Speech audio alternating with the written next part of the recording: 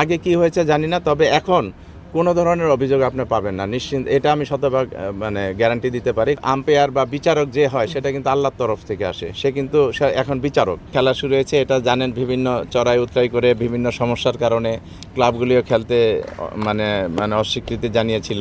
তো এখন ধরেন সবাই আসছে, সব ক্লাবগুলি আসছে খেলতে, এটা হলো বড় কথা। এবং এই খেলাগুলি যাতে কোনো ইন্টারাপ্ট না হয় সেই জন্য আমরা রিজার্ভ ডেও রেখেছি। যদি কোনো কারণে বৃষ্টিতে আজকে খেলা না হয়, কালকে হবে এই খেলাটা। সুতরাং খেলা হবে ইনশাল্লাহ, এটা আমরা আশা করছি। এবং আমাদের এই প্রিমিয়ার ডিভিশন ক্রিকেট লিগ নিয়ে কিন্তু মানে দেখেন, এই প্রিমিয়ার ডিভিশন ক্রিকেট আগে একটাই ছিল কিন্তু, মানে ফার্স্ট ডিভিশন লিগ। তো এটা অনেক আগে থেকে এই যে বাংলাদেশের ক্রিকেটার আজকে এই অবস্থা, এই অবস্থার পিছনে কিন্তু এই ক্লাবগুলির ভূমিকা অনস্বীকার্য। তারা যেভাবে এক সময় বাংলাদেশের ক্রিকেটটা যেভাবে চলছে সেটা হলো একটি ক্লাবের খেলোয়াড়, তারাই অফিসিয়াল, তারাই ম্যানেজার, তারাই ইনভেস্টর, এরকম ছিল এক সময়।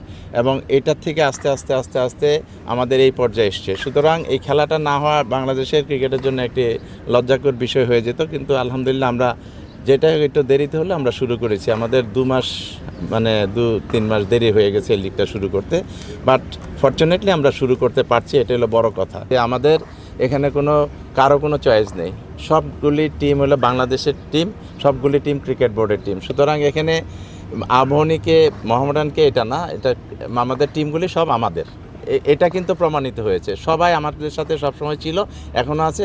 এখানে কাউকে হেয় করা, কারো এটা ওই দলের, এই দলের, ওই ব্যক্তির, এই ব্যক্তির, এই কনসেপ্ট থেকে আমরা দূরে সরে এসেছি আলহামদুলিল্লাহ। এই 12টা ক্লাবই ক্রিকেট বোর্ডের ক্লাব। সুতরাং এখানে আমি তখন বেশি খুশি হব যখন 11 নম্বর 12 নম্বর টিম 1 নম্বর টিমকে হারিয়ে দেবে, তখন আমরা বলবো যে আমরা সাকসেসফুল। কারণ হলো আমরা মনে করি যে ওই ক্লাবগুলি যদি ভালো খেলে তাহলে বাংলাদেশের ক্রিকেটটা আরও এগিয়ে যাবে। কারণ champion team, runners up team বা টপ লেভেলের টিমগুলি যেভাবে টিম করে প্লেয়ারদের নিয়ে, ভালো ভালো খেলোয়াড়দের নিয়ে, ওই রকম কিন্তু ওই 8 নম্বর 10 নম্বর টিম করে না। সুতরাং তারা যদি ভালো করে আমরা সবচেয়ে বেশি খুশি হব। এবং এখানে আম্পায়ারিংয়ের ক্ষেত্রে আমি বলে দিই, আগে কি হয়েছে জানি না, তবে এখন কোনো ধরনের অভিযোগ আপনি পাবেন না নিশ্চিন্ত, এটা আমি শতভাগ মানে গ্যারান্টি দিতে পারি। কারণ আম্পায়ারিংটা এমন একটা জিনিস যেটা আম্পায়ার বা বিচারক যে হয় সেটা কিন্তু আল্লাহর তরফ থেকে আসে, সে কিন্তু এখন বিচারক।